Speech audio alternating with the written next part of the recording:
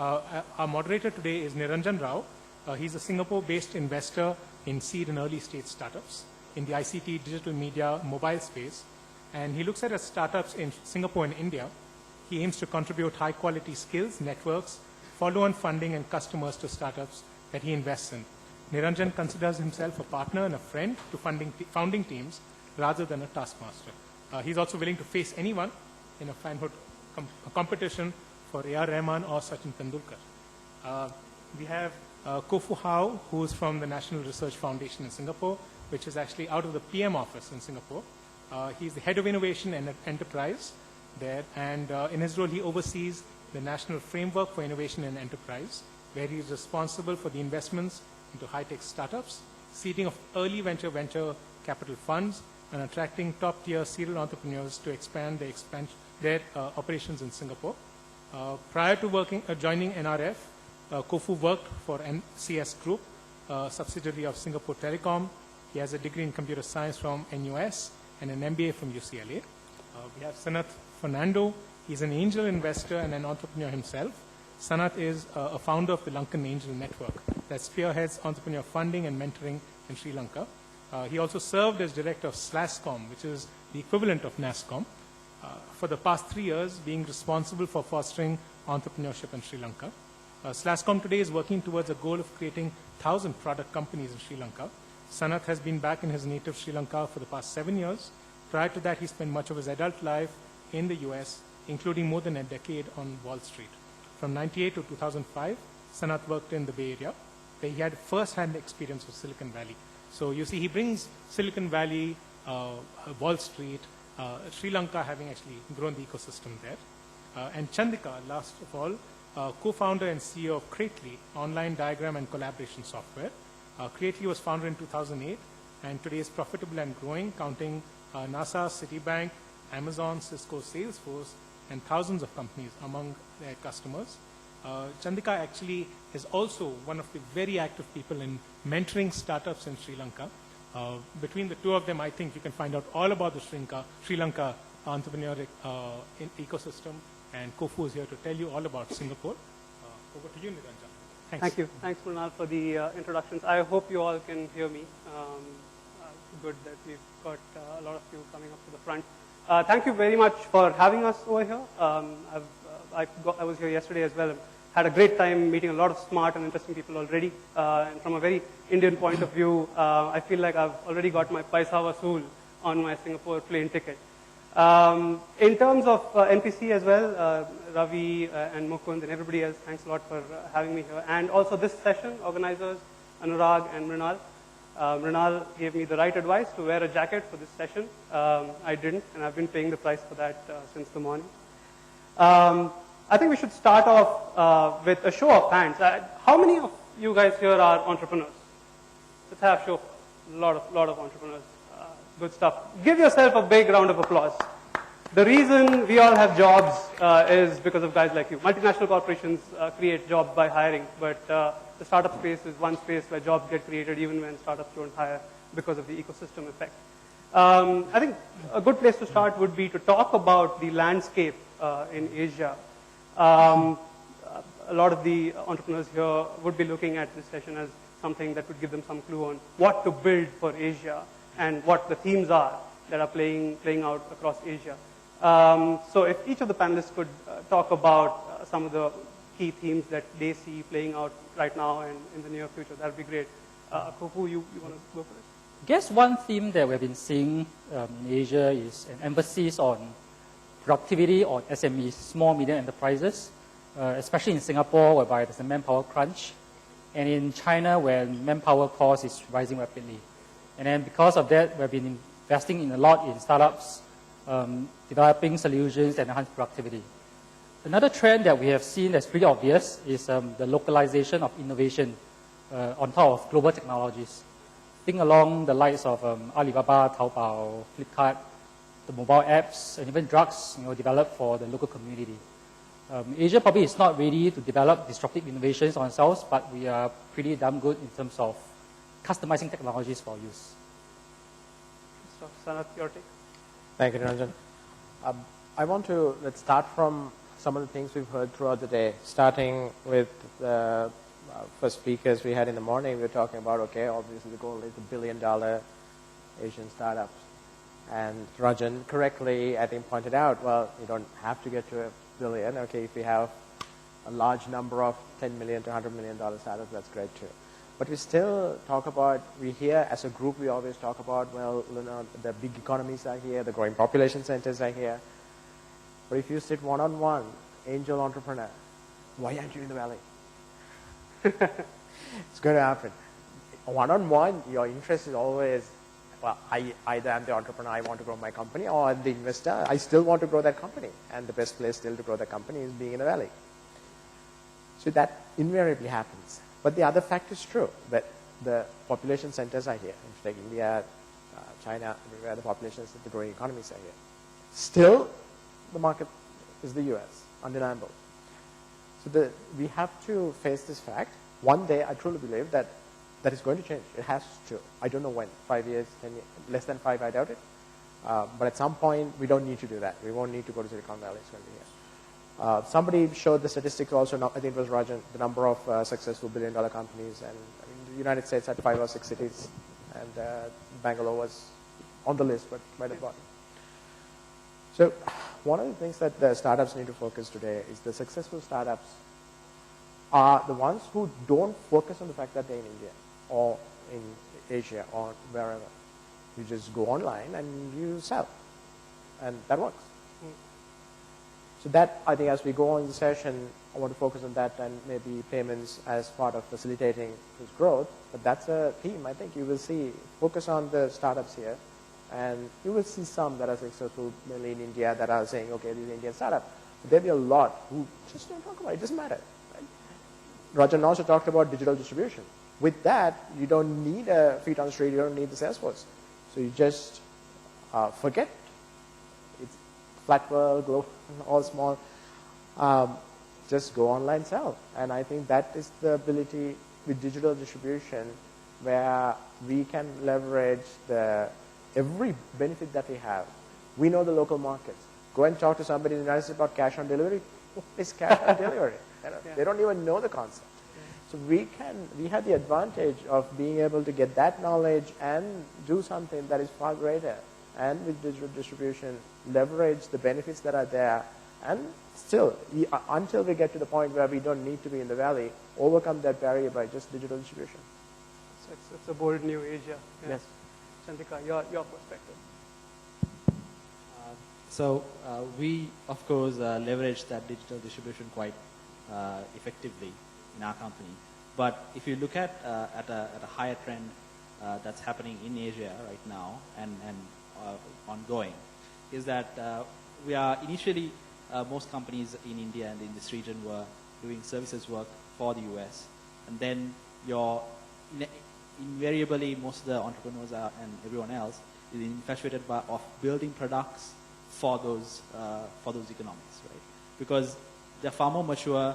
You can relate to what those products are because you follow them, and the technology basically is geared towards those products, towards those markets. But what's happening is after you get over that initial hype of, okay, there's great technology that can be applied to all these problems of the first world, which we sell to every day, there's a lot of local problems around us that are more, developing world problems that technology can be applied to very effectively. But for this to happen, the local markets also have to mature up to a certain level so that they have confidence in trying out a new startup's product.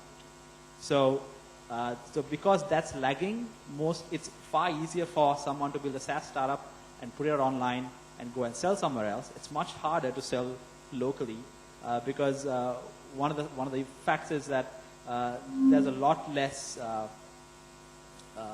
trust placed in a few young guys trying to sell a brand new product. The tech might be great, the product might be great, it might be exactly what you need, but still it's more safer to buy IBM.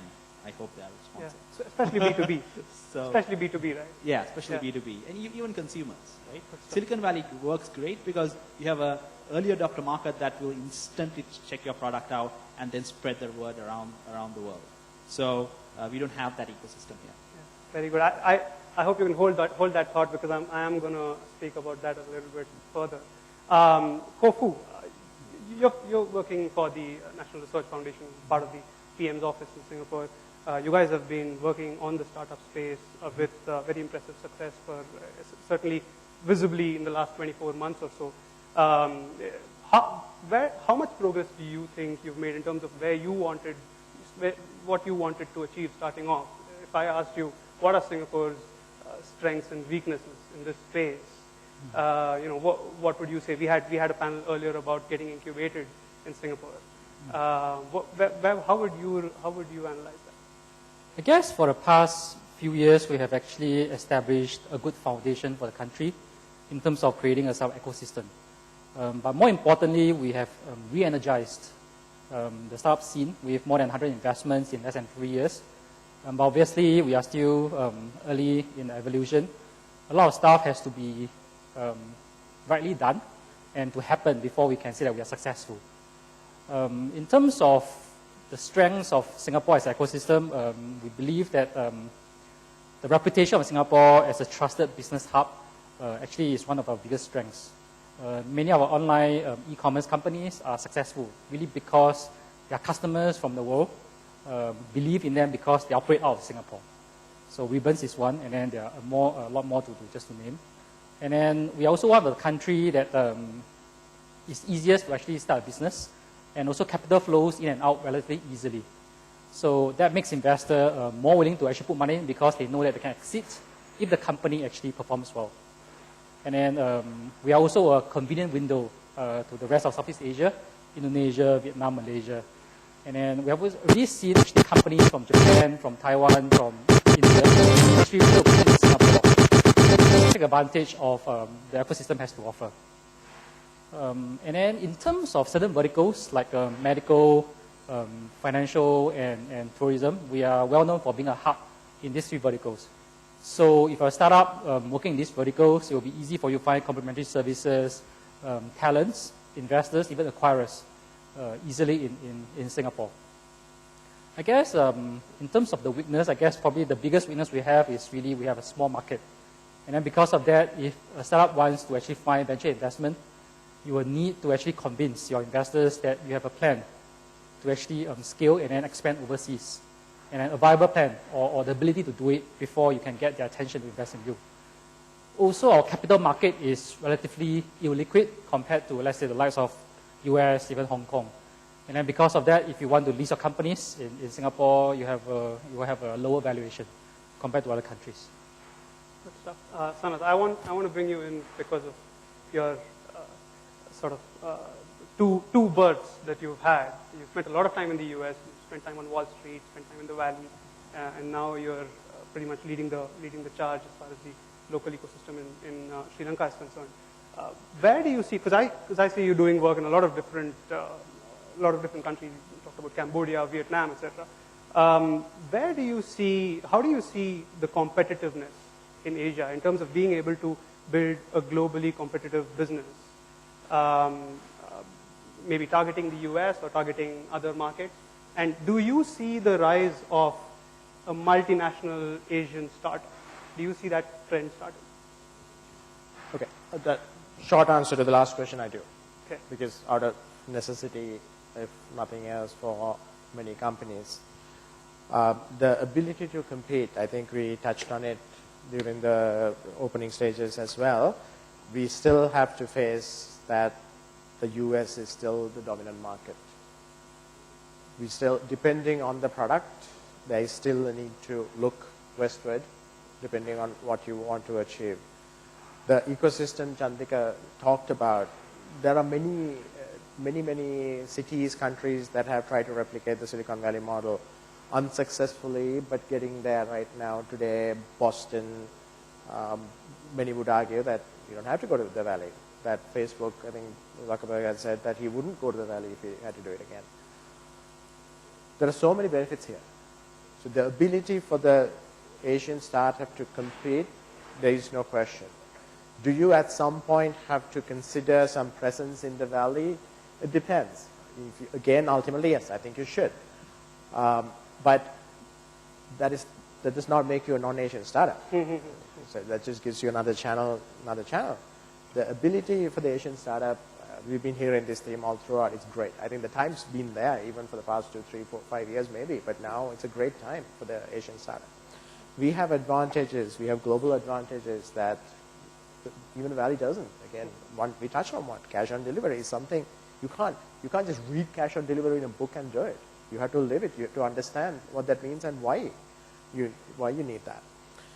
We have a lot of those advantages, and as long as you leverage those advantages, then the ability to compete is unquestionable. We have that ability. It's a great time to do that.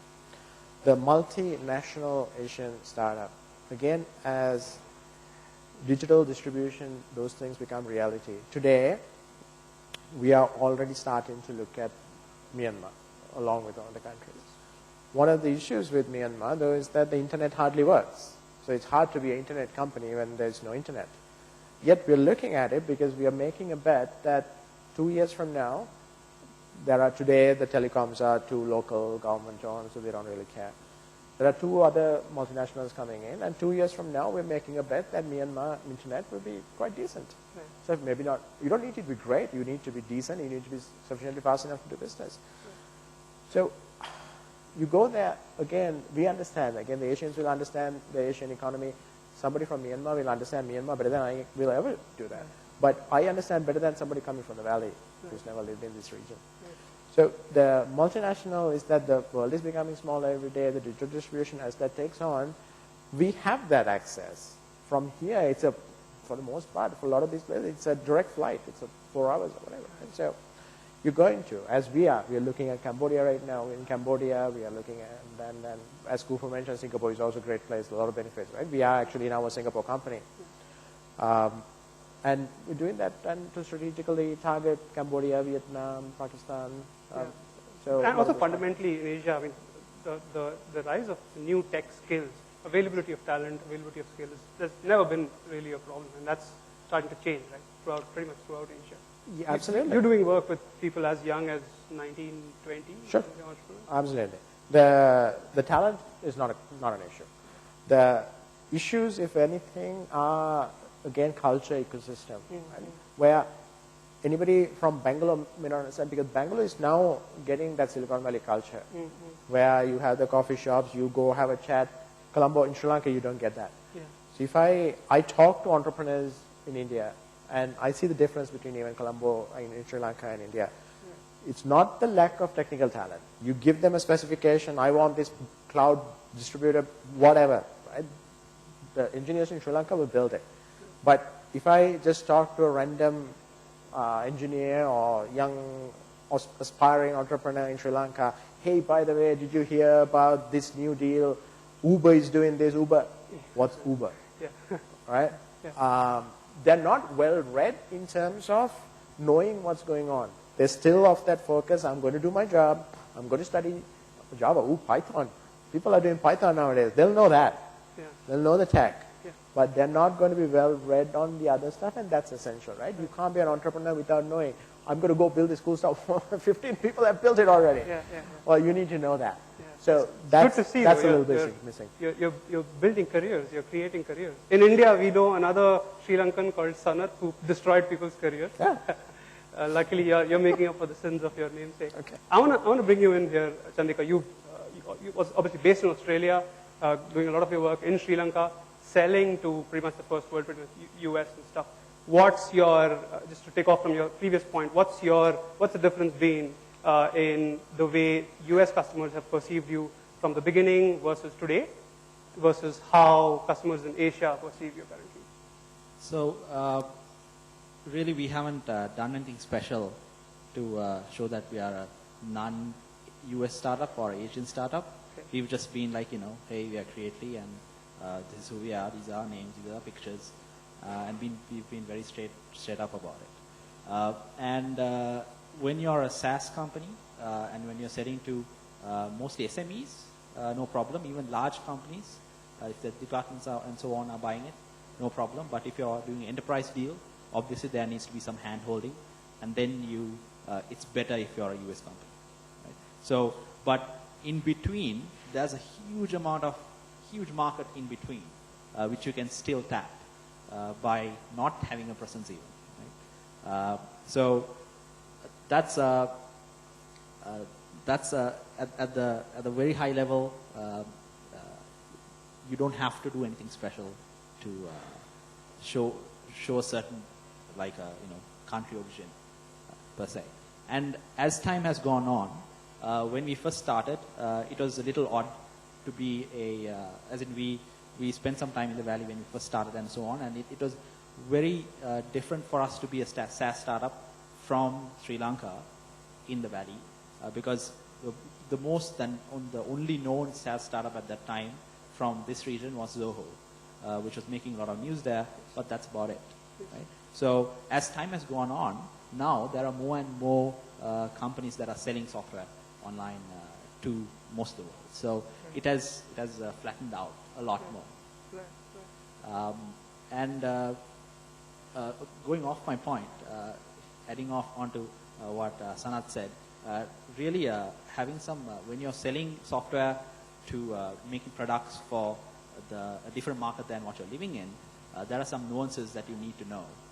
And it has certainly helped us that, we started off in Australia, and most of our team has exposure to developed markets and the kind of things, kind of software products that they use, kind of products that they use every day, what sort of car do they drive, what sort of coffee shop do they go to, what sort of products do they consume every day, because there's a drastic amount of difference in terms of quality expectations and finish when you compare with say Sri Lanka or India compared to first world countries. So understanding those nuances is make or break. Right. But most of the time, entrepreneurs in this region fall short because they really don't know what they don't know.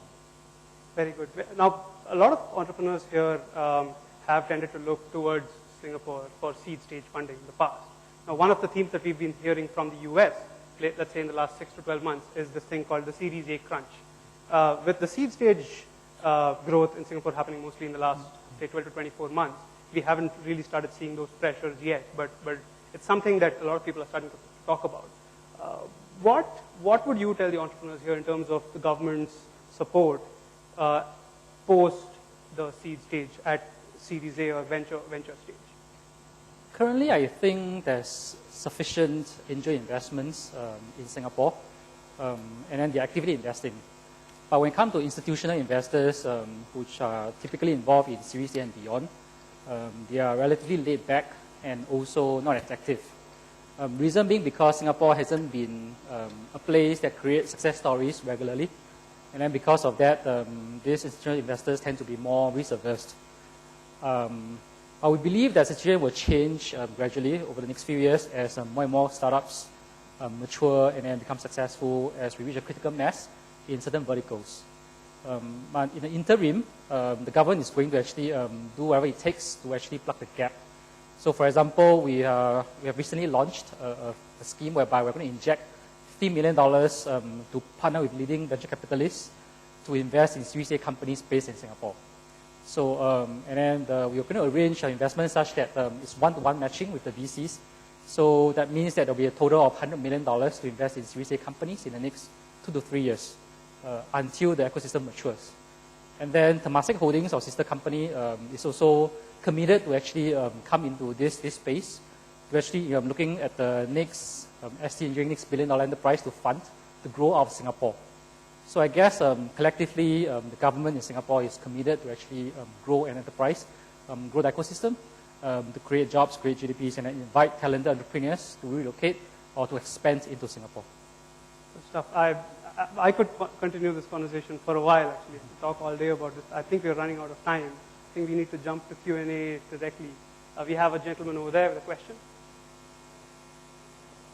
Someone get him a mic.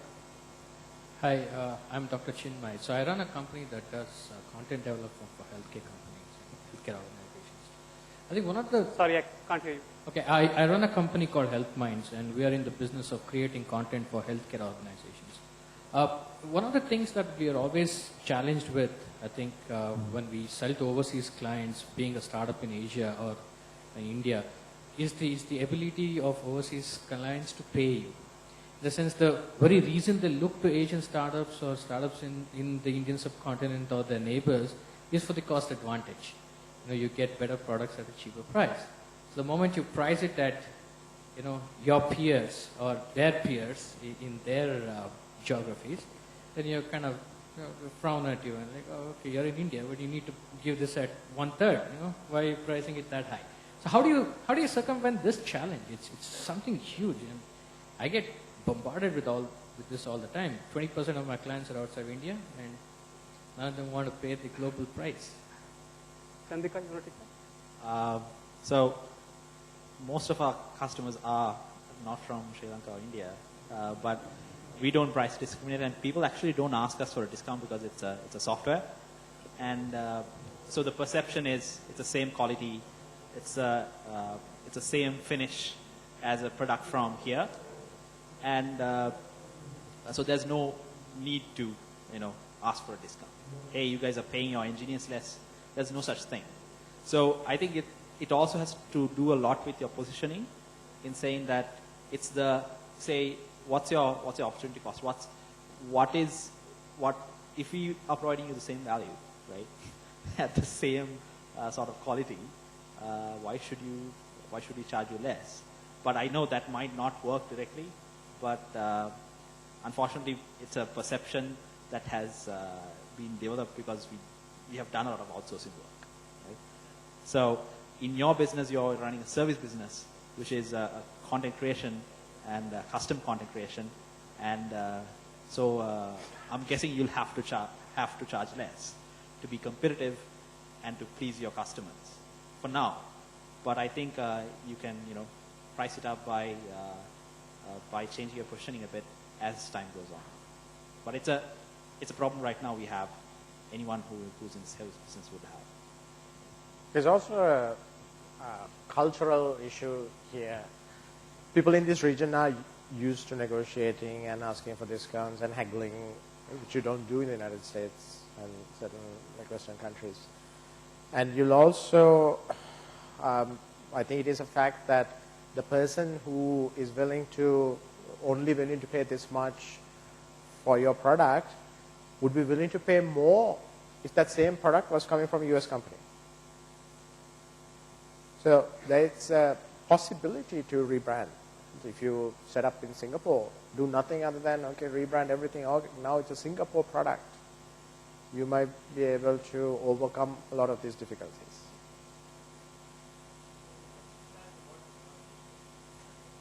We should probably take the last question. Hi, I'm Sujit from Hindi ERP. Actually, we are building cloud-based Indian language ERP so far, but we are now expanding to 9 European languages and 6 more East Asian languages. So my question is, because Europe is a different country, so multilingual and multicultural. India is like the same, it's a mini Europe. The same goes to the Asian countries. So how much importance we need to give the cultural and linguistic barriers to survive in the market, or what's your take on this? It's very important. I'll speak just briefly about Sri Lanka. These mindsets we have, right? We all have this. We are both from Colombo. Talk to any entrepreneur in Sri Lanka, everything is in Colombo. And then we have this natural bias. It's the Colombo English-speaking elite who have the money. They are the only customers. We don't need to care about anybody outside in Colombo. But then you look at the startups today, and then after a while, they start the same way. Then after a while, they realize that it's the Sinhala or Tamil-speaking people from the rural areas who are buying the most stuff. Human natural biases are the worst things that we have to deal with in startup. So this is what you have to take and make it into your advantage. Those cultural, again, I think one of the 4 speakers in the morning spoke about the need to overcome this linguistic barrier. Absolutely essential. Any market, now when we are looking at all these different countries, we go with a local partner. We will always go into Cambodia and have a local partner who will know the nuances. Take any average dude in Myanmar, that person will tell you how best to tailor a product better than I can. And then they are the ones who can answer a phone. Fine, the website maybe works in English, great. But when you answer the phone, you need to be able to speak. When I'm in Colombo, it's very natural for me to switch between Sinhala and English. Right? I'm talking to somebody without even realizing it, switch. So now, at the least, your customer service should be able to do that. It should come to the website too. In Sri Lanka, I know for a fact, to be really successful there, you need to be trilingual if you are doing something there. It's probably true here. Much harder challenge in India. I mean, this is so many countries in one country, right? As you said, it's a right? But it's absolutely important. It depends on where you want to go. Do an English website and you can get to a certain level. But you got to, if you want to really get to the next levels, you've got to do the language first, culture barriers, both are very important. I really hate to do this, but we've actually gone 5 minutes over time, and we have to make this a larger thing. What I do want to do is encourage all of you to ask your questions, talk to them. I'm sorry we didn't give you enough time to ask questions within the session, but please do connect with them. They are around. Please do ask your questions.